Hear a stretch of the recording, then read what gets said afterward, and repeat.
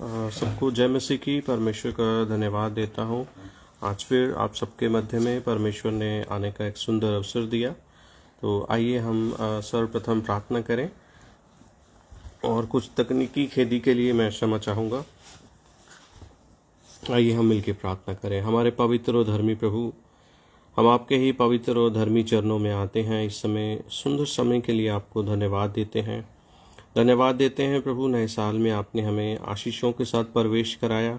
धन्यवाद करते हैं प्रभु कि आपका पवित्र हाथ प्रभु जी हमें थामे हुए हैं। प्रभु, आगे हम जितने गीत और भजन गाएं वो स्वर्ग में आपको पसंद आए परमेश्वर, और आज का वचन प्रभु हम सब के लिए आशीष को लेके आए। धन्यवाद पिता, आपने हमारी विनतियों को सुना। इन तमाम विनतियों को शुक्रगुजारी के साथ प्रभु यीशु के नाम से मांगते हैं, आमीन। तो आइए मिलके एक और भजन हम परमेश्वर के जलाल के लिए गाएं। मैं सर्वप्रथम प्रभु का धन्यवाद करता हूं। प्रभु ने हम सबको संभाल के रखा, स्वस्थ रखा। प्रभु का धन्यवाद है हमारे भाई अनुपम डेविड जी का, और हमारी बहन शबनम डेविड जी का भी धन्यवाद देता हूं। प्रभु ने उनके मन में डाला कि मैं आज के इस समय में आके आप सबके साथ परमेश्वर का वचन बांटूं। मैं उनका भी धन्यवाद करता हूं। प्रभु उन्हें और ब्लेस करे, ये पेज बहुतों के लिए बरकत का कारण बने। तो आइए मिलके एक भजन गाते हैं। परम पिता की हम स्तुति गाए, वो ही है जो बचाता हमें। परम पिता की हम स्तुति गाए, वो ही है जो बचाता हमें। सारे पापों को करता क्षमा, सारे रोगों को करता चंगा। परम पिता की हम स्तुति गाए, वो ही है जो बचाता हमें। धन्यवाद दें उसके आंगनों में, आनंद से आए उसके चरणों में। धन्यवाद दें उसके आसनों में, आनंद से आए उसके चरणों में। संगीत गाकर खुशी से मुक्ति चट्टान की जय ललकारे। परम पिता की हम स्तुति गाए, वो ही है जो बचाता हमें। वो ही हमारा है परम पिता, तरस खाता है सर्व सदा।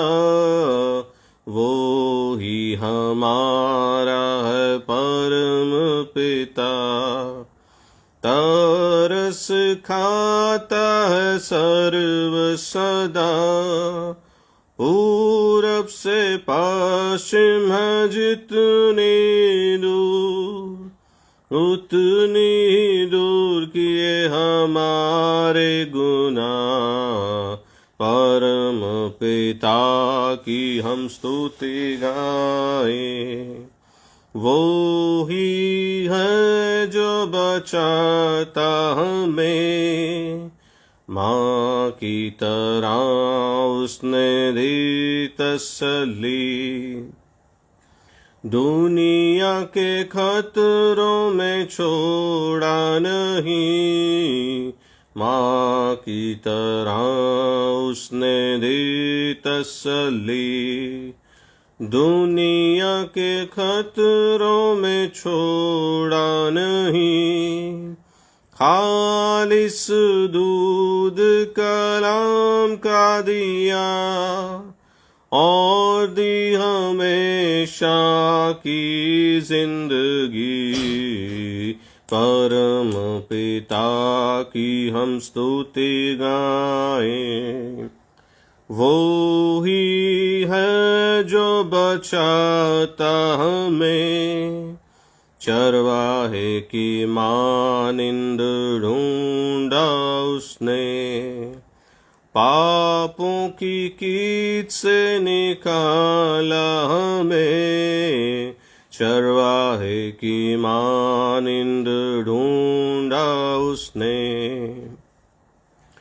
पापों की कीच से निकाला हमें, हमको बचाने को जान अपनी दी, ताकि हाथ में हम उसके रहे, परम पिता की हम स्तुति गाएं।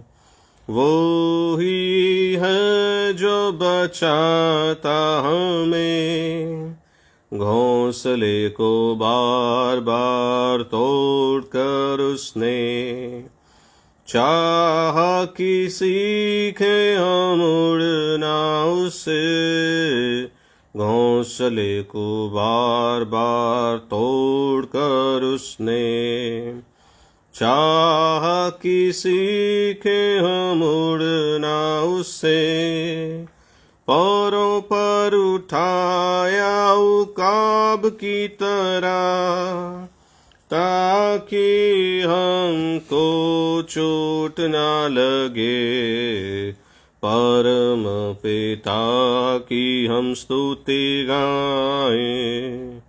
वो ही है जो बचाता हमें, वो ही है जो बचाता हमें। तो प्रभु का धन्यवाद हो। आइए मिलके प्रभु के जलाल के लिए एक और हम मिलके भजन परमेश्वर के जलाल के लिए गाएंगे। तेरा प्यार है महान, तेरा प्यार है जहाँ, मैं जो पहले मुर्दा था तूने डाली मुझ में जान। तेरा प्यार है महान, तेरा प्यार है जहाँ, मैं जो पहले मुर्दा था तूने डाली मुझ में जान। क्यों ना बोलूं फिर मैं तेरी जय जयकार, क्यों ना बोलूं फिर मैं तेरी जय जयकार। ओ जय जयकार जय जयकार, तूने मेरे लिए क्या कुछ ना किया। ओ जय जयकार जय जयकार, तूने मेरे लिए क्या कुछ ना किया। मेरी सूरत बिगड़ी थी, मेरा ये दिल था खाली, तूने सींचा लहू से ताके आए हरियाली। मेरी सूरत बिगड़ी थी, मेरा ये दिल था खाली, तूने सींचा लहू से ताके आए हरियाली। क्यों ना बोलूं फिर मैं तेरी जय जयकार, क्यों ना बोलूं फिर मैं तेरी जय जयकार। ओ जय जयकार जय जयकार, तूने मेरे लिए क्या कुछ ना किया। आई जीवन में खुशी पाई अब्दी जिंदगी, तू है जिंदा शाफिया, तूने ये है किया। आई जीवन में खुशी पाई अब्दी जिंदगी, तू है जिंदा शाफिया, तूने ये है किया। क्यों ना बोलूं फिर मैं तेरी जय जयकार, क्यों ना बोलूं फिर मैं तेरी जय जयकार। ओ जय जयकार जय जयकार, तूने मेरे लिए क्या कुछ ना किया। अपनी रूह से भर दिया, अपनी शक्ति मुझको दी, ताकि दूं मैं गवाही तेरे जी उठने की। अपनी रूह से भर दिया, अपनी शक्ति मुझको दी, ताकि दूं मैं गवाही तेरे जी उठने की। क्यों ना बोलूं फिर मैं तेरी जय जयकार, क्यों ना बोलूं फिर मैं तेरी जय जयकार। ओ जय जयकार, जय जयकार, तूने मेरे लिए सब कुछ है किया, तूने मेरे लिए सब कुछ है किया। आइए मिलके एक और भजन हम गाते हैं। आराधना हो आराधना, खुदावंद यीशु की आराधना, खुदावंद यीशु की आराधना। शांति दाता की आराधना, मुक्ति दाता की आराधना, शांति दाता की आराधना, मुक्ति दाता की आराधना। आराधना हो आराधना, खुदावंद यीशु की आराधना, खुदावंद यीशु की आराधना। सूली वाले की आराधना, कीलों वाले की आराधना, सूली वाले की आराधना, कीलों वाले की आराधना। आराधना हो आराधना, खुदावंद यीशु की आराधना, खुदावंद यीशु की आराधना। पवित्र दिल से आराधना, प्रेमी मन से आराधना, पवित्र दिल से आराधना, प्रेमी मन से आराधना। आराधना हो आराधना, खुदावंद यीशु की आराधना, खुदावंद यीशु की आराधना। दूतों के संग हो आराधना, स्तुति प्रशंसा हो आराधना। दूतों के संग हो आराधना, संतों के संग हो आराधना। आराधना हो आराधना, खुदावंद यीशु की आराधना, खुदावंद यीशु की आराधना। तो आइए मिलके हम आज के वचन की ओर हम बढ़ेंगे और हम पढ़ेंगे पहला राजा की किताब और उसका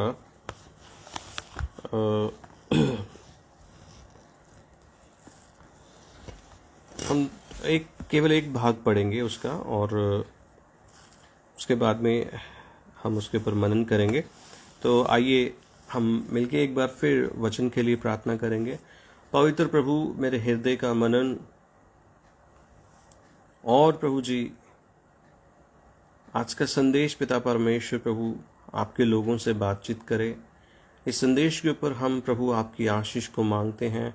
पिता पुत्र पवित्र आत्मा के नाम से इसे ब्लेस कीजिए। सुनने वालों पे आशीष हो प्रभु, और जब ये संदेश प्रभु इस पेज के जरिए जाए, और प्रभु हमारे भाई अनुपम डेविड और उनकी पत्नी हमारी बहन को, और प्रभु जितने प्रचारक यहाँ पे आके खुदावन आपके पवित्र नाम से स्तुति करते हैं, आपके पवित्र नाम की बड़ाई करते हैं, आपके वचन को फैलाते हैं, उनको आशीष दीजिए। और ये पेज जहाँ जहाँ देखा जाए प्रभु, वहाँ पे बरकत आए। आज का वचन हमारे जीवनों में आनंद और छुटकारा लाए, प्रभु यीशु के नाम से आमीन। तो आइए मिलके हम पहला राजा की किताब पढ़ेंगे और उसका 11 अध्याय, और हम पढ़ेंगे 11 अध्याय और उसके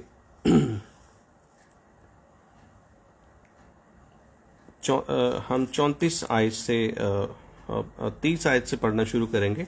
और यहाँ पे इस प्रकार लिखा है, और अहिया ने अपने उस चद्दर को ले लिया और उससे फाड़ कर 12 टुकड़े किए। तब उसने यरोबाम से कहा, 10 टुकड़े ले ले, क्योंकि इज़राइल का परमेश्वर यूं कहता है, सुन, मैं राज्य को सुलेमान के हाथ से छीन कर 10 गोत्र तेरे हाथ में दे दूंगा। परंतु मेरे दास दाऊद के कारण और यरूशलेम के कारण, जो मैंने इज़राइल के सब लोगों को चुना, इज़राइल के सब गोत्रों में से चुना है, उसका गोत्र बना रहेगा। इस कारण ये है कि उन्होंने मुझे त्याग कर सदीनियों की और देवी अशरेत की और मोआबियों के देवता कामोश और अमोनियों के देवता मिलकोम को दंडवत की, और मेरे मार्गों पर नहीं चले, और जो मेरी दृष्टि में ठीक है वह नहीं किया, और मेरी विधियों और नियमों को नहीं माना, जैसा कि पिता दाऊद ने किया। तो भी उसके हाथ से पूर्ण राज्य ना ले लूंगा, परंतु मेरा चुना हुआ दास दाऊद, जो मेरी आज्ञाओं और विधियों को मानता रहा, उसके कारण मैं उसको जीवन भर प्रधान ठहराया रहूंगा। परंतु उसके पुत्र के हाथ से राज्य को अर्थात 10 गोत्र लेके तुझे दे दूंगा, और मैं उसके पुत्र को एक गोत्र दूंगा, इसलिए कि यरूशलेम अर्थात उस नगर में जिसे अपना नाम रखने में मैंने चुना है, मेरे दास दाऊद का दीपक तुम्हारे सामने सदैव बना रहे। परंतु मैं तुझे ठहरा लूंगा, और तू अपनी इच्छा भर से इज़राइल पर राज्य करेगा। और यदि तू मेरे दास की दाऊद की नाई मेरी आज्ञाओं को माने और मेरे मार्गों पर चले, और जो काम मेरी दृष्टि में ठीक है वही किया करे, और मेरी विधियों और आज्ञाओं को मानता रहे, तो मैं तेरे संग रहूंगा। जिस तरह मैं दाऊद का घराना बनाए रखा है, वैसे तेरा भी घराना बनाए रखूंगा, और तेरे हाथ इज़राइल को दे दूंगा। इस पाप के कारण मैं दाऊद के वंश को दुख दूंगा, तो भी सदा नहीं। अब सुलेमान ने यरोबाम को मार डालना चाहा, परंतु यरोबाम मिस्र के राजा शीशक के पास भाग गया और सुलेमान के मरने तक वहीं रहा। सुलेमान की सब बातें, सब काम, बुद्धिमानी का वर्णन क्या सुलेमान की इतिहास की पुस्तक में नहीं लिखा है? सुलेमान को यरूशलेम में इज़राइल करते हुए 40 वर्ष बीत गए, और सुलेमान अपने पुरखाओं के संग सो गया, और उसके पिता दाऊद की पिता के नगर में मिट्टी दी गई, और उसका पुत्र रहूबियाम उसके स्थान पर राजा हुआ।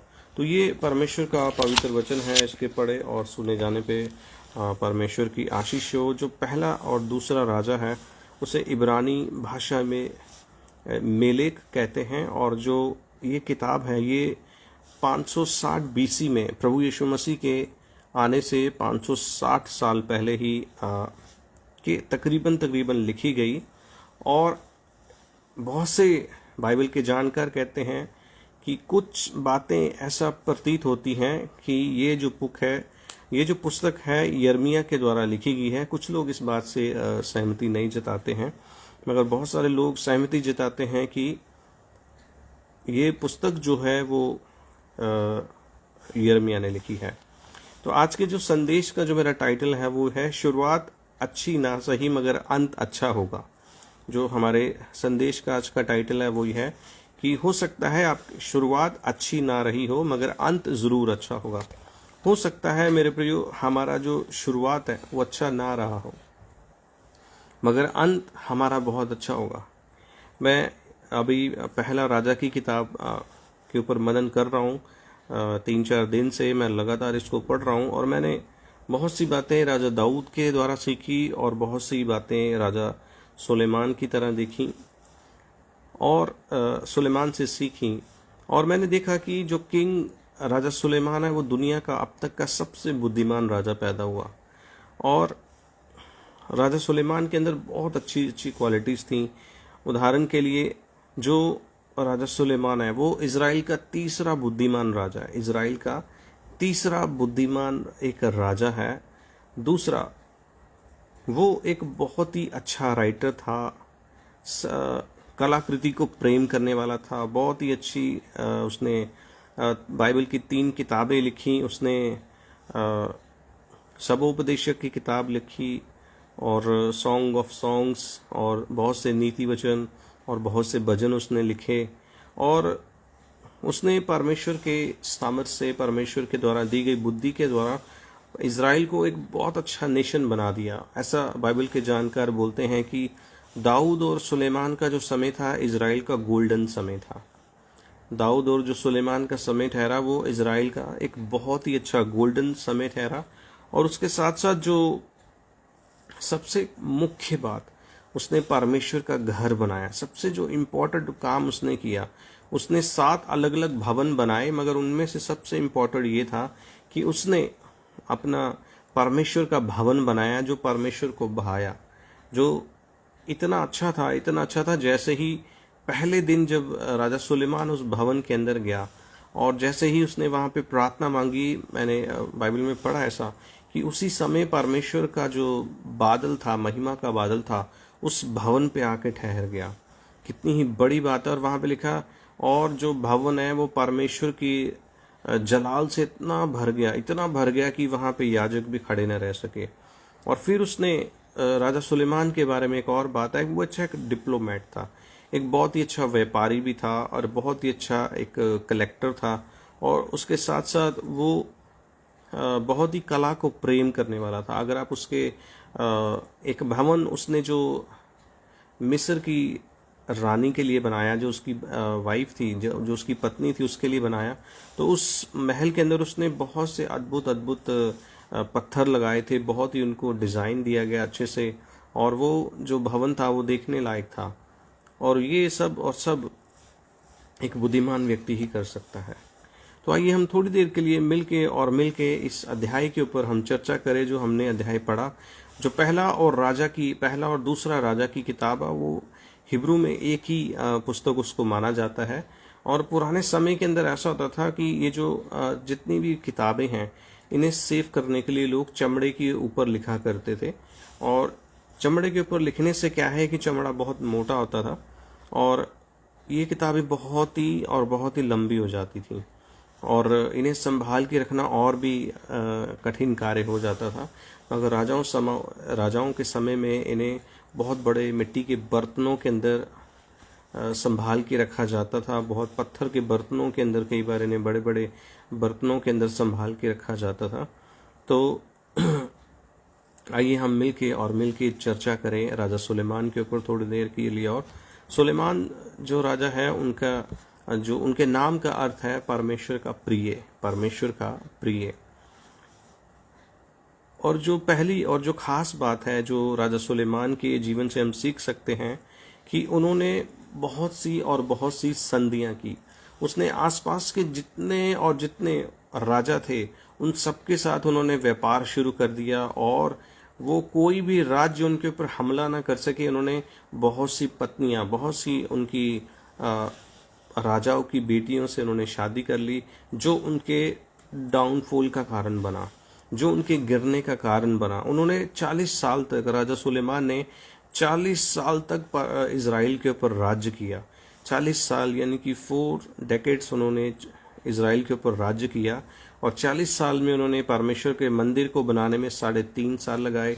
अपने जो भवन बनाया उन्होंने अपनी पत्नी के लिए, उसको 7 साल लगाए। यानी कि डबल टाइम उन्होंने महल के ऊपर खर्च किया। परमेश्वर का जो मंदिर बनाया उसको उन्होंने 3 साल में बना के कंप्लीट कर दिया। मेरे प्रियो, मिलके हम राजा सुलेमान के ऊपर थोड़ी देर और चर्चा करते हैं। आज के संदेश का जो टाइटल है वो ये है, आपकी शुरुआत अच्छी नहीं हो सकती है मगर अंत जरूर अच्छा होना चाहिए, है ना। परमेश्वर के साथ अगर आप चलते हैं, हो सकता है शुरुआत में आप चलते चलते कुछ गलतियों को करें, आपके जो अनुभव है वो अच्छे ना रहें, और मगर आपका और मेरा अंत अच्छा होना चाहिए। मेरे प्रियो, मैं आपको बताना चाहूँगा, जो पहली और जो खास गलती राजा सुलेमान ने की वो ये की, उन्होंने बहुत सारे लोगों के साथ टाई अप कर लिया, बहुत सारे लोगों के साथ संधि कर ली, और उस संधियों का ये नतीजा हुआ कि उनकी पत्नियों ने उनका मन पराई देवतों की ओर कर लिया। जो पहली और जो खास बात है, अगर आप प्रभु में हैं, अगर आप परमेश्वर प्रभु यीशु मसीह पर विश्वास करते हैं, अगर आप परमेश्वर को प्रेम करते हैं, तो आपके और परमेश्वर के प्रेम के मध्य में कोई भी ऐसा रिश्ता नहीं आना चाहिए, कोई भी ऐसी वस्तु नहीं आनी चाहिए जो आपको आपके प्रभु से दूर कर दे, जो आपको और आपके प्रभु से क्या कर दे, दूर कर दे। राजा सुलेमान ने ज़्यादा बुद्धि होने के कारण, ज़्यादा स्मार्ट होने के कारण, उनको ऐसा लगा, राजा जी को ऐसा लगा कि ये सब नॉर्मल बातें चल रही हैं, मगर वो ये भूल गए कि ये जो उन्होंने आराधना की, उन्होंने ये जो देवताओं के पीछे चल के उन्होंने जो गलती की, उन्होंने इज़राइल के अंदर अपना तो नाश किया ही किया, मगर अपने साथ साथ अपनी प्रजा का भी नाश किया। याद रखिए, अगर घर के अंदर अगुआ सही नहीं है, अगर चर्च के अंदर अगुआ सही नहीं है, तो वो कलीसिया को तो भटकाएगा ही भटकाएगा, अपने परिवार को भी गलत दिशा में ले जाएगा। मेरे प्रिय, यहाँ पे क्या हुआ कि राजा सुलेमान ने इस बात की चिंता नहीं की कि इसका जो प्रभाव है वो मेरे ऊपर तो आएगा ही आएगा, ये परमेश्वर नाराज हो जाएगा और हमारी वाचा जो मेरे पिता ने उसके साथ बांधी है उसको खराब कर देगा, उसको तोड़ देगा, और साथ ही साथ मेरे हिस्से से राज्य भी छीन सकता है। उन्होंने इस बात की कभी चिंता ही नहीं की। कई बार क्या है, बहुत सारे लोग जो हैं वो ऐसा सोचते हैं कि हाँ, हम बुद्धिमान हैं, हम ज़्यादा पढ़े लिखे हैं, हमने पीएचडी कर ली है, हमने डॉक्टरेट कर ली है, हमने एमफिल कर ली है, और जैसा हम चाहते हैं परमेश्वर वैसा करे। मेरे प्रियो, परमेश्वर अपने वचन के अलावा कुछ नहीं करेगा। मेरे प्रियो, परमेश्वर का वचन जैसा कहता है हमें वैसा करना है। राजा सुलेमान ने क्या किया कि वो अपनी पत्नियों के पीछे लग गए और उन्होंने उनका मन जो है पराई देवतों की ओर कर लिया, पराई देवतों की ओर उन्होंने मन लगा लिया। उन्होंने वहीं पे उनके लिए बलिदान करना शुरू कर दिया। एक बुरा बीज इज़राइल के अंदर उन्होंने बो दिया, और उस बुरे बीज का रिजल्ट क्या हुआ? उस बुरे बीज का रिजल्ट ये हुआ कि पूरा जो इज़राइल था वो डाइवर्ट हो गया, और उसके बाद में कुछ सालों के बाद वही बुरा बीज और फला और इज़राइल जो है बंदवाई में चला गया। पहले तो राजा इस बुरे काम को करके गया, और फिर प्रजा ने भी करना शुरू कर दिया, और जो तमाम जो परमेश्वर का जो किंगडम है, जो परमेश्वर का राज्य था उनके अंदर, जो परमेश्वर की उपस्थिति थी, वो तो उनके अंदर से, उनके जीवनों से जाती ही रही, वरन पूरी तरह से इज़राइल नाश हो गया। मेरे प्रियो, आप और मैं याद रखें, शुरुआत आपकी खराब हो सकती है मगर अंत परमेश्वर आपका अच्छा ही रखेगा। हमारा अंत अच्छा ही होना चाहिए। मसीह जीवन के अंदर जब हम चलते हैं, बहुत बार ऐसा होता है, बहुत से लोगों पे हम भरोसा करते हैं, वो कई बार हमें धोखा दे देते हैं। कई बार हम किसी के ज़्यादा जब क्लोज आ जाते हैं, बहुत ज़्यादा जब हम क्लोज आते हैं, हम अपनी बहुत सी बातें उनके साथ शेयर करते हैं, मगर वो विश्वासघात कर देते हैं, आपको बहुत सी बातों में ठोकर पहुंचा देते हैं मेरे प्रियो, और आप कई बार बैक स्लाइड हो जाते हैं प्रभु से। मुझे याद है एक इंसिडेंट, बीते दिनों में, बीते सालों में मुझे एक इंसिडेंट याद है। एक सिस्टर थी जो प्रभु में आई, एक अन्य जाति परिवार से वो प्रभु में आई, और वो प्रभु के साथ बहुत खराई से, ईमानदारी से चलती, और चलते चलते चलते अचानक से मैंने देखा कि वो बैक स्लाइड हो गई। और मैंने उनको बहुत बार बोला कि सिस्टर आप चर्च क्यों नहीं आते, बहुत बार उनको बोला चर्च क्यों नहीं आते। तो उन्होंने बोला कि ब्रदर मैं चर्च में आ रही थी, आपके चर्च के किसी व्यक्ति से मुझे ठोकर लग गई और मेरा मन टूट गया, और जब मेरा मन टूटा तो मैं वापस नहीं आना चाहती। और मैं कई बार उनके लिए प्रार्थना करता मन के अंदर, और मैं कई बार उनके लिए प्रार्थना करता, कई बार उनके घर में मुझे उनके ब्रदर के घर में जाने का मौका मिलता, मगर वो प्रेयर नहीं अटेंड करती, वो अपने काम में बिजी रहती। मगर अंत अच्छा होता है। मैंने जैसा कि आपको शुरुआत में बताया, बीते साल में 25 दिसंबर को मैंने देखा कि उसी बहन को इवेंजलिस्ट का ऑर्डिनेशन मिला और मेरे मन में बड़ी खुशी हुई। मैंने अपनी पत्नी को बताया कि ये वाली सिस्टर जो थी ये प्रभु में बहुत दृढ़ चल रही थी और अचानक से इसको ठोकर लगी, ये पीछे हो गई। और मैं कई बार सोचता था ऐसा क्या हो गया, और उसने कभी मेरे से पर्सनली ये बात शेयर भी नहीं की कि किसके कारण ठोकर लगी, मुझे कुछ बुरा क्या बोला गया, क्या नहीं हुआ। She just keep quiet. और बीते दिनों में मैंने उसको देखा, दोबारा से वो प्रभु में आगे आई, उसने प्रभु के लिए बहुत सी रूहों को जीता और फाइनली उसे परमेश्वर की दासी होने का जो एक अधिकार है चर्च की ओर से मिला। तो मुझे बड़ी खुशी हुई मन के अंदर। मेरे प्रियो, प्रभु में जब हम चलते हैं, कई बार परमेश्वर के संग जब हम चलते हैं, हम बहुत सारे लोगों पे भरोसा करने लग जाते हैं और वो लोग कई बार हमें प्रार्थना की बजाय, बाइबल पढ़ने की बजाय, बाइबल के ऊपर मनन करने की बजाय हमें संसारिक चीज़ों की ओर धकेल देते हैं। कई बार बहुत सारे लोग आपको मिलेंगे, जब आपका प्रार्थना का समय होगा वह सब बोलेंगे अभी रुक के प्रार्थना कर लेते हैं, थोड़ी देर में करते हैं, हम किसी की वेट कर रहे हैं। और वो जो प्रार्थना का समय आपने निर्धारित किया है वो चला जाता है। कई बार बहुत बार होता है कि आप बाइबल पढ़ने बैठते हैं, तभी किसी का कॉल आ जाता है, आप कहते हैं हाँ पहले कॉल अटेंड कर लेते हैं फिर हम प्रार्थना कर लेंगे। मेरे प्रियो, ये जो छोटी छोटी चीज़ें हैं, बाइबल में लिखा है छोटी छोटी लोमड़ियों को पकड़ो, ये खेत को खराब कर देती हैं, है ना। तो छोटी छोटी लोमड़ियों को हमें हमेशा पकड़ना है। हमें नए साल में एक अच्छी शुरुआत करनी है। ये छोटी छोटी बातों की ठोकरों के कारण कई बार हमारा आत्मिक जीवन प्रभावित होता है, हमारा पारिवारिक जीवन प्रभावित होता है। और मेरे प्रियो, मैंने ये सीखा है कि जब आप प्रार्थना करने बैठें, जब आप वचन पढ़ने के लिए बैठें, आप अपने फ़ोन को साइलेंट पे लगाएं। मेरे एक बहुत अच्छे शुरुआत में जब मैं नया नया पासबंद बना तो मैं एक चर्च में जाया करता था प्रचार करने, और वहाँ पे एक भाई नरेश हैं, वो बहुत ही अच्छे परमेश्वर के दास हैं, और उनके चर्च में मैं जाया करता था। और एक छोटी संगति हुआ करती थी वहाँ पे 25 लोगों की और 30 लोगों की। और वहाँ पे एक मेरे मित्र हुआ करते थे, भाई गणेश। मुझे उनकी एक बात बहुत अच्छी लगती थी, ये आत्मिक प्रिंसिपल मैंने उनसे सीखा कि जब भी आप प्रार्थना करने के लिए आप बैठें, आप अपने फ़ोन को हमेशा साइलेंट पे लगा दें और उसके बाद में आप परमेश्वर के साथ समय को बिताएं। क्योंकि कई बार डिजिटल जो हमारे पास चीज़ें हैं ये अच्छी तो हैं, मगर साथ साथ ये बुरा प्रभाव भी डालती हैं। मेरे प्रियो, ये कई बार हमारे आत्मिक जीवन को खा जाती हैं। उदाहरण के लिए आप एक रील देखते हैं, आप 100 रील कब देख ले पता नहीं चलता है, और आपका समय जो है खराब हो जाता है। तो अगर आपने आत्मिक बनना है मेरे प्रियो, तो आपने उन सारी चीज़ों को 2025 में अपने जीवन से निकाल ली हैं जो आपके आत्मिक उन्नति के में बाधा बनती हैं। चाहे वो आपकी फ्रेंडशिप है, चाहे वो आपकी बहुत क्लोज फ्रेंड्स हैं, बहुत ही ज़्यादा क्लोज, और या फिर हो सकता है प्रार्थना करते समय आपके घर, आपके जो परिवार के लोग हैं वही आपको डिस्टर्ब कर दें, वही आपको बोल दें कि नहीं अभी नहीं, रुक के प्रेयर करते हैं, अभी उसको आने दो, अभी इसको आने दो, सब जब आ जाएं फिर उसके बाद में मिल के प्रेयर करें। बहुत अच्छी बात है, मगर जो समय सबने डिसाइड किया उस समय पे बने रहना बहुत ज़रूरी है। अगर आपने परमेश्वर के साथ उन्नति में बढ़ना है तो आपको अपने आप के साथ एक डीप कमिटमेंट करना। एक होता है कमिटमेंट करना, हाँ मैंने कमिट कर लिया, हाँ जी मैं ये वाली बात करूँगा आपके साथ, हर महीने में आपकी मदद करूँगा। एक होता है डीप कमिटमेंट करना, यानी कि उस कमिटमेंट को पूरा करने के लिए अपनी जान लगा देना, अपने आप को उस कमिटमेंट में बनाए रखने के लिए कष्ट को सहना, कष्ट को त्यागना।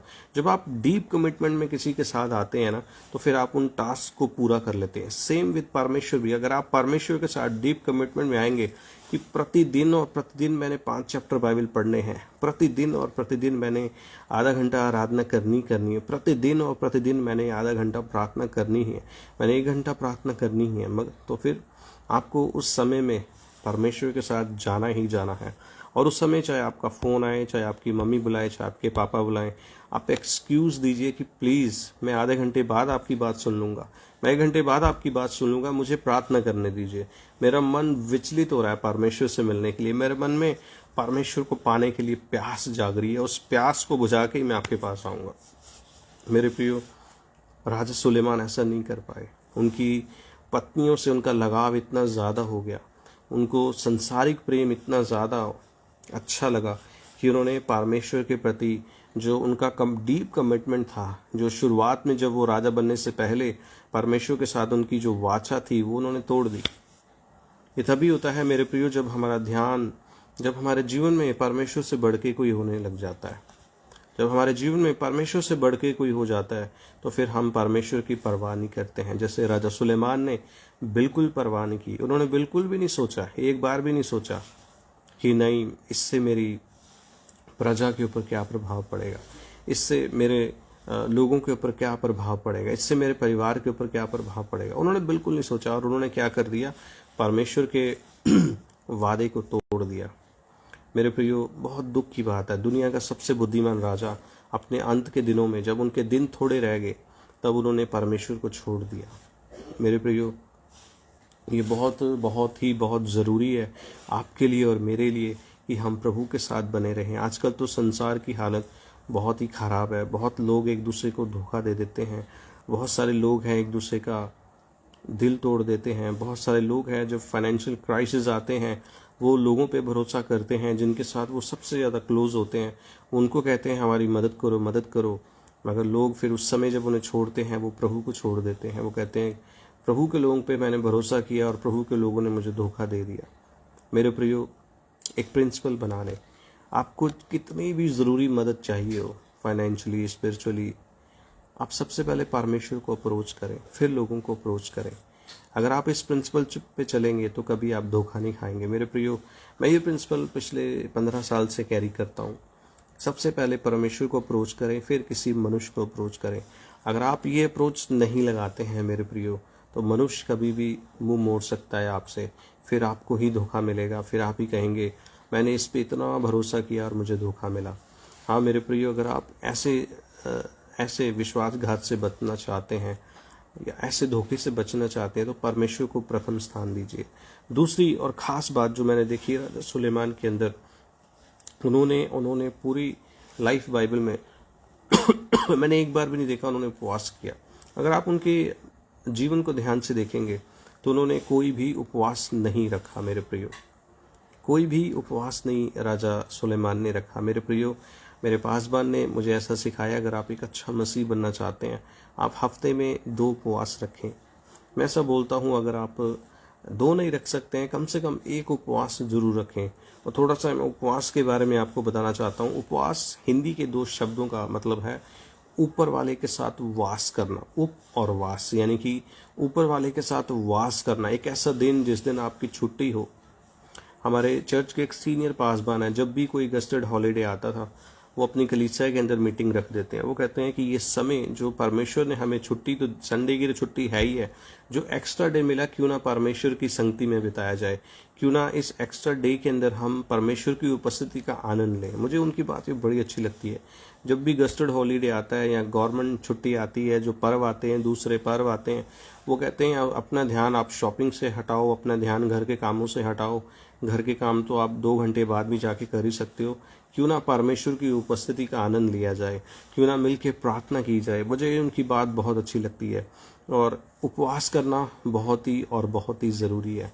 जो नियमित ढंग से उपवास करते हैं वो कभी गिरते नहीं है। मेरे प्रिय, याद रखिए, जो सही रीति से उपवास करते हैं, जो हर हफ्ते उपवास रखते हैं, परमेश्वर को प्रेम करते हैं, उनका रिश्ता प्रभु के साथ गहरा रहता है और वो कभी नहीं गिरते। मेरे प्रियो, मैंने अपने पासबान से ये सीखा है कि आप हफ्ते में एक बार उपवास जरूर रखें। एक जापानीज डॉक्टर है जिनको नोबेल प्राइज़ मिला, वो ऐसा बताते हैं कि जब हम उपवास रखते हैं मेरे प्रियो, वो ऐसा कहते हैं कि हमारी बॉडी के अंदर जो कई तरह के सेल्स होते हैं, उनमें से एक सेल है कैंसर सेल, हमारी बॉडी के अंदर ही होते हैं, और एक और जो हेल्दी सेल्स हैं वो उन कैंसर सेल्स को खाना शुरू कर देती है और हमारी बॉडी ऑटोमेटिक हील हो जाती है।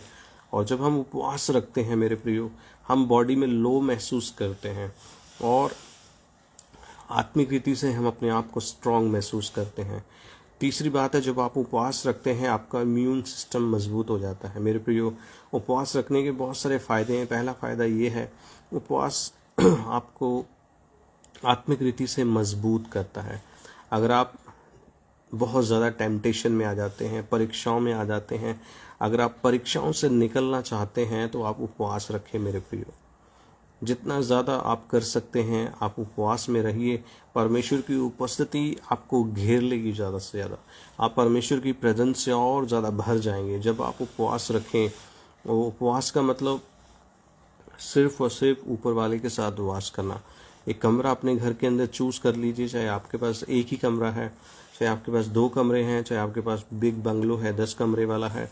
एक कमरा परमेश्वर के साफ कीजिए उसे रात में, दिन में वहाँ बैठिए, पानी रखिए, एक चेयर रखिए, एक स्टूल रखिए, बैठिए और चल के प्रार्थना कीजिए उस कमरे के अंदर, ऊंचे ऊंचे से भजन गाइए और परमेश्वर का नाम उस पूरे और पूरे दिन आप लीजिए।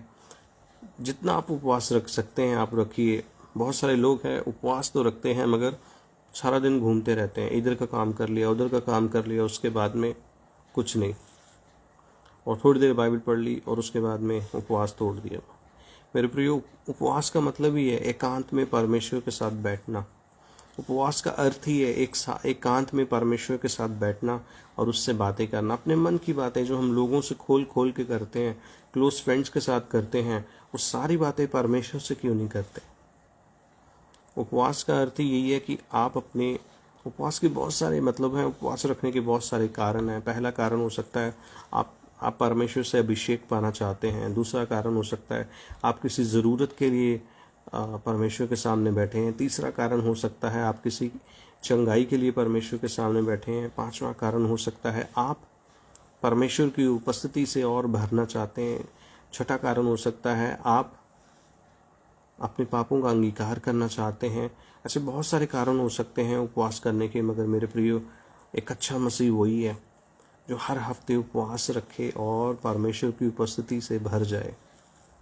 राजा सुलेमान ने एक भी उपवास नहीं रखा। उसका कारण यही था कि जब उन्होंने उपवास नहीं रखा, जब परमेश्वर को वो भूल गए। अगर उनको याद रहता कि मैंने अपना रिश्ता प्रभु से दृढ़ करना है, मैंने अपना रिश्ता जो है प्रभु से दृढ़ करना है, मैंने परमेश्वर के साथ जुड़ना है, परमेश्वर की उपस्थिति में बढ़ना है, मैंने परमेश्वर को पाना है, तो मेरे प्रियो, वो अन्य देवी देवताओं की तरफ नहीं फिरते, वो उस समय के देवी देवताओं की तरफ नहीं फिरते। मेरे प्रियो, आज संसार बहुत ही अट्रैक्टिव है। आप किसी मॉल में चले जाइए, आपको नई नई चीज़ें देखने के लिए मिलेंगी। नई नई चीज़ें जब आप देखते हैं, आप उनकी तरफ अट्रैक्ट हो जाते हैं। आप शॉपिंग के लिए अट्रैक्ट हो जाते हैं, आप खाने के लिए अट्रैक्ट हो जाते हैं, आप लोगों के कपड़े देख के अट्रैक्ट हो जाते हैं। बहुत सी चीज़ें आपको प्रभावित करती हैं और कई बार आप पाप में गिर जाते हैं। मेरे प्रियो, उस समय हमें याद नहीं रहता हम प्रभु को लेके आए हैं। उस समय हमें याद नहीं रहता कि हमने परमेश्वर की उपस्थिति में वादा किया था, प्रभु हम अब से गलती नहीं करेंगे, अब से हम ज़्यादा खर्चा नहीं करेंगे, अब से हम अपना धन सही रीति से इस्तेमाल करेंगे। मैं नहीं कहता हूँ कि जाना वहाँ गलत है, आप जाइए, एंजॉय कीजिए, मगर याद रखिए हमें पवित्रताई में भी बने रहना ज़रूरी है। हमें पवित्रताई में बने रहना ज़रूरी है। हमें परमेश्वर की उपस्थिति को कैरी करना है साथ साथ अपने। मेरे प्रियो, एक अच्छा शुरुआत हमें करनी है।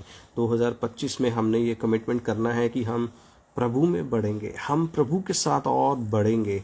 2025 में हमें परमेश्वर को और चाहना है। मेरे प्रियो, हमें बाइबल पढ़नी है और परमेश्वर के गुणों को देखना है। हमने बाइबल पढ़नी है, आश्चर्य कर्मों को गिनना है। हमने बाइबल पढ़नी है, आश्चर्य कर्म जो उनके साथ हुए वो क्लेम करना है कि हमारे साथ भी परमेश्वर हालेलुया ऐसे आश्चर्य कर्मों को करे। मेरे प्रियो, आप और मैं एक अच्छे मसीह हमने 2025 में बनना है। हमने राजा सुलेमान से 2 बातें सीखी। पहली बात हमने क्या सीखी, राजा सुलेमान ये बात भूल गए कि उनका एक गलत निर्णय उनकी पीढ़ियों तक को प्रभावित कर देगा। उनका एक गलत निर्णय इज़राइल को नाश कर देगा। उन्होंने उस समय इज़राइल की चिंता नहीं की, उस समय उन्होंने अपने आप की चिंता नहीं की, उन्होंने अपना मन अपनी स्त्रियों को ज़्यादा दे दिया। मेरे प्रियो, आप और मैं याद रखें आप और मैं हमेशा याद रखें, हमारा पहला प्रेम परमेश्वर ही होना चाहिए। हमारी पहली प्रायोरिटी परमेश्वर ही होना चाहिए। हमारा प्रथम स्थान हमने परमेश्वर को ही देना है। मेरे प्रियो, मैंने अक्सर और अक्सर अपने घर के अंदर मैंने 3 लोगों को ये चीज़ करते हुए देखा है। हमारे पंजाब के अंदर पठानकोट के अंदर एक बहुत ही फेमस गर्ल्स स्कूल है और हॉस्टल है, एल्विन शायद उनका नाम मुझे याद नहीं आ रहा इस समय, बट वहाँ पे जो बच्चे पढ़ते हैं उनको ये बात सिखाई जाती है कि सुबह उठ के बेड से उठने से पहले प्रार्थना करनी। ये चीज़ मैंने अपनी मदर के जीवन के अंदर देखी, ये चीज़ मैंने अपने बड़े भैया की जो वाइफ है उनके जीवन में देखी। क्योंकि वो भी उसी हॉस्टल से पढ़ी और मेरी वाइफ भी उसी हॉस्टल से पढ़ी। मैंने उनके जीवन में भी देखा, बेड से उठने के बाद सबसे पहले क्या करना है, प्रार्थना करना ही करना है। बहुत सारे लोग उठते हैं, सबसे पहले उठते हैं और वो क्या करते हैं, वॉशरूम चले जाते हैं, ब्रश करने लग जाते हैं, फिर उसके बाद में कुछ लोग तो नहाते हैं और फिर उसके बाद में प्रार्थना करते हैं। बहुत सारे लोग ऐसे ही कर लेते हैं, अच्छी बात है, आपको जैसा अच्छा लगे। मगर बेड से उठने से पहले ही जब आप परमेश्वर को याद करते हैं, यानी कि आपने अपने किसी भी निजी काम को करने से पहले परमेश्वर को प्रायोरिटी दी है, परमेश्वर को पहला स्थान दिया है, ये चीज़ दिखाती है कि आपके जीवन में परमेश्वर की क्या इंपॉर्टेंस है। बहुत सारे लोग उठते हैं, सबसे पहले वो चाय पीते हैं, अच्छी बात है, मगर उससे भी पहले, चाय से भी पहले आपके जो उद्धारकर्ता परमेश्वर हैं, जो आपसे प्रेम करते हैं, उनकी तरफ निहारना बहुत ही और बहुत ही ज़रूरी है मेरे प्रियो। नए साल की शुरुआत हम क्यों ना नए बदलाव के साथ करें। जैसे बेड से पहले उठें, हम सबसे पहले प्रार्थना करें और प्रार्थना के साथ अपने दिन की शुरुआत करें। अगर आपने 2025 में बढ़ना है आत्मिक रीति से मेरे प्रियो, तो आपको मुझको हफ्ते में एक उपवास रखने की ज़रूरत होनी चाहिए। किसी ने इस प्रकार से कहा, जो कलीसिया उपवास नहीं रखती वो कलीसिया मरी हुई कलीसिया। किसी ने इस प्रकार से बोला, जो कलीसिया उपवास नहीं रखती है, जो व्यक्ति उपवास नहीं रखते हैं, वो प्रभु में स्थिर नहीं रहते हैं। बहुत सी संसार में गलत शिक्षाएं हैं। बीते दिनों में मुझे छत्तीसगढ़ जाने का मौका मिला, मैंने बहुत दिन वहाँ बिताए। मैंने वहाँ पे एक कुछ अद्भुत लोगों से मुझे मिलने का मौका मिला, जो कहते हैं बाइबल के अंदर डेट ही नहीं है क्रिसमस की, हम क्यों मनाएं क्रिसमस। बहुत सारे लोग हैं वो कहते हैं जब हमें अगुवाई होएगी तभी हम उपवास रखेंगे, नहीं तो नहीं रखेंगे। बहुत सारे लोग कहते हैं उपवास हम कर ही नहीं सकते हैं। वो कहते हैं कि होगा कभी जवानी में मैंने रखा होगा उपवास। मेरे प्रियो, बहुत सारे ऐसे लोग हैं जो नहीं रखते हैं और वो बहुत सी आत्मिक आशीषों से दूर हैं। उनके जीवन में बहुत सारे दुख हैं, उनको समझ नहीं आता है। वो कभी इधर भागते हैं, कभी उधर भागते हैं, मगर वो परमेश्वर के पास कभी नहीं भागते।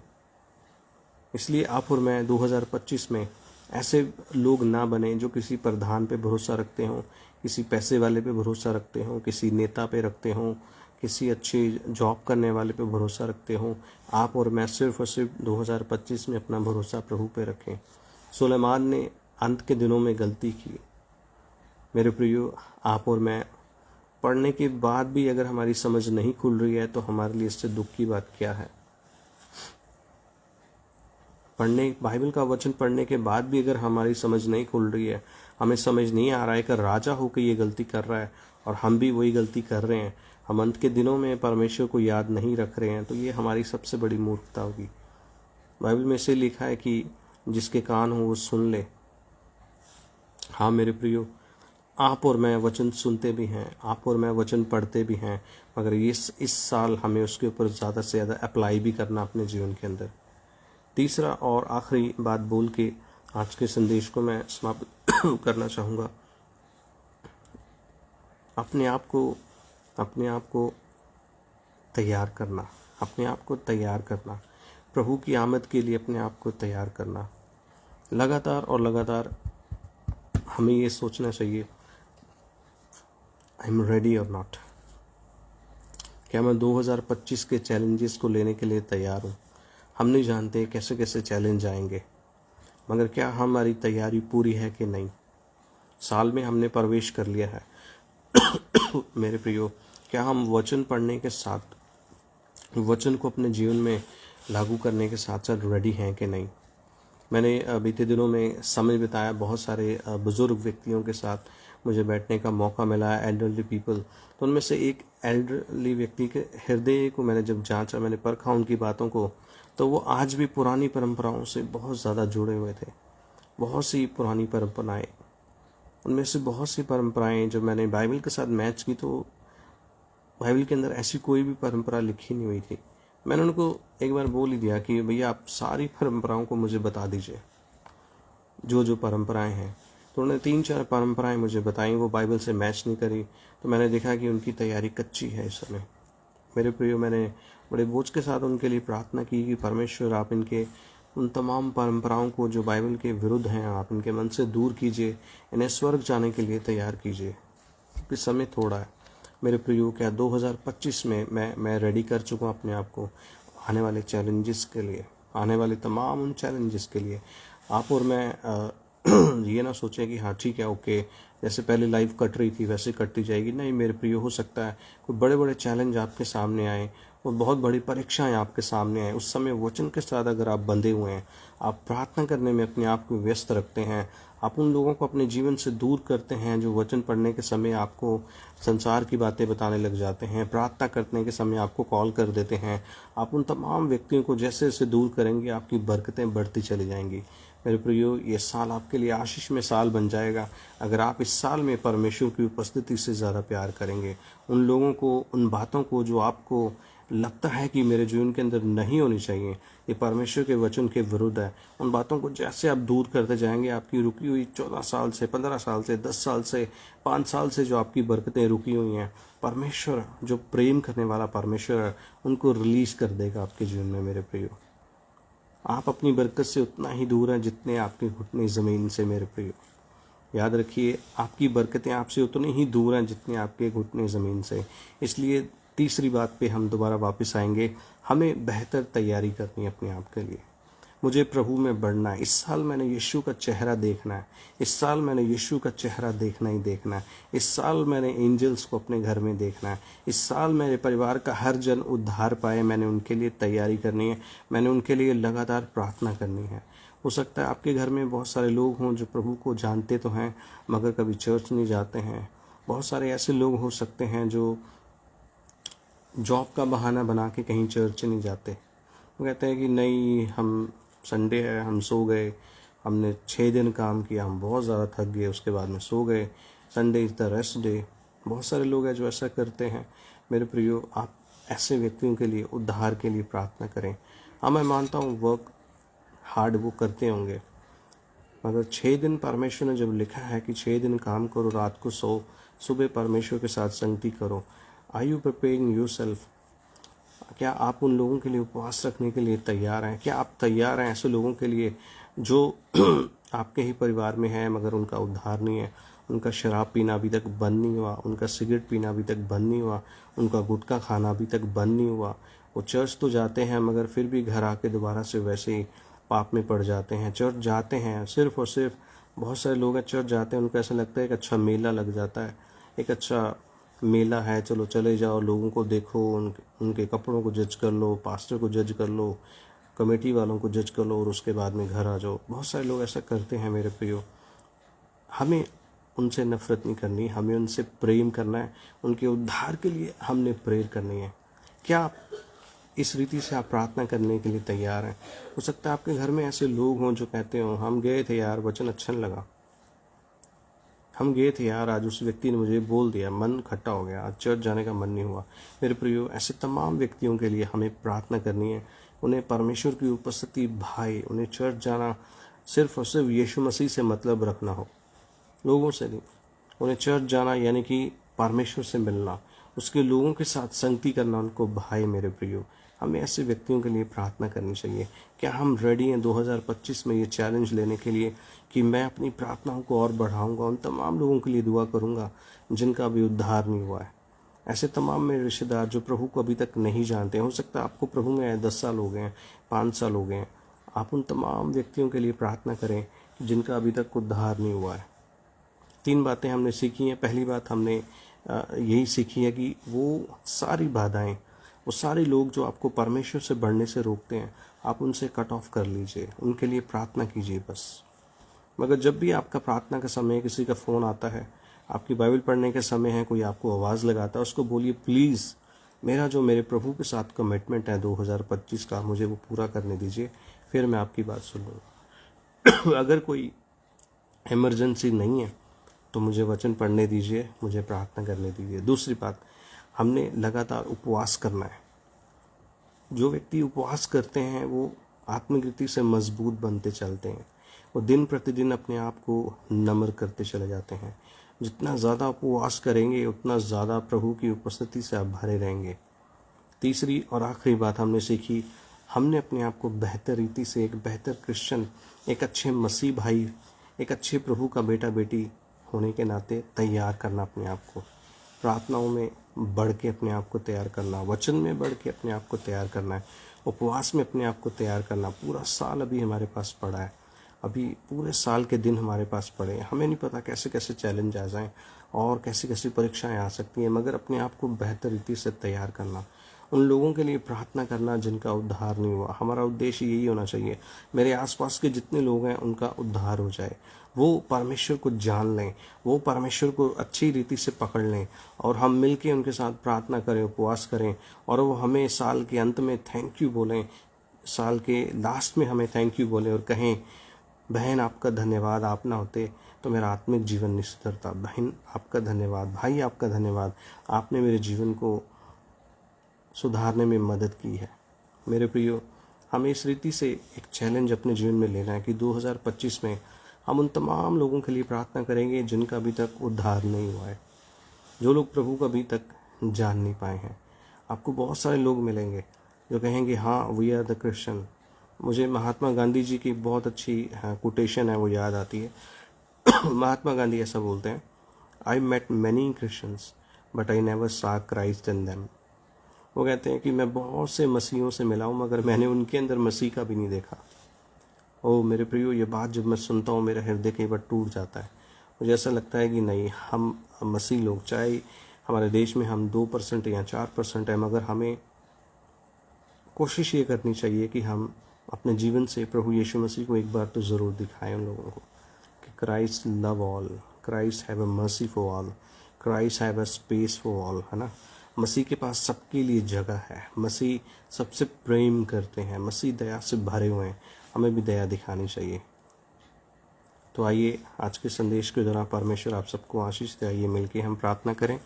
प्यारे प्रभु, हम आपकी महान उपस्थिति का आदर करते हैं, आपकी महान उपस्थिति हमारे मध्य में, इसके लिए धन्यवाद देते हैं। प्रार्थना करते हैं प्रभु, जितने मेरे भाई बहन इस समय देख रहे हैं, आप उनके घरों के अंदर प्रभु अपनी खुशियों को उंडेलें, अपनी सामर्थ को उंडेलें, अपने बड़े बड़े काम उनके घरों के अंदर करें। वो आपको और चाहें ये साल उनके लिए ऐसा बन जाए परमेश्वर, वो आपको और प्रेम करें, ऐसा अनुग्रह बन जाए परमेश्वर। प्रभु हम दुआ करते हैं हमारी बहन शबनम के लिए, उनके भाई के लिए, हमारे भाई अनुपम के लिए, और जितने पासवान यहाँ पे आके प्रचार करते हैं उन सभी को तू अपने लहू में छिपा, उनके बच्चों को आशीष दे, उनके बच्चों की स्टडीज़ में मदद कर। हाँ प्रभु, यदि कोई उनकी ज़रूरत है तो आप उस ज़रूरत को पूरा करें, और जितने व्यूअर्स हैं परमेश्वर सभी को बहुत आयश से बरकत दे, स्वर्ग की सबसे उत्तम बरकतें उनके जीवन में, उनके घरों में आए। धन्यवाद प्रभु, आपने हमारी इस विनती को सुना। इस विनती को एकमात्र जीवित परमेश्वर के पुत्र प्रभु यीशु मसीह नासरी के नाम से मांगते हैं, आमीन। may God bless you. प्रभु बहुत बहुत आपको आशीष दे, आपको सुरक्षित रखे। प्रभु अनुग्रह करेगा। दोबारा मिलते हैं। सबको जय मसीह।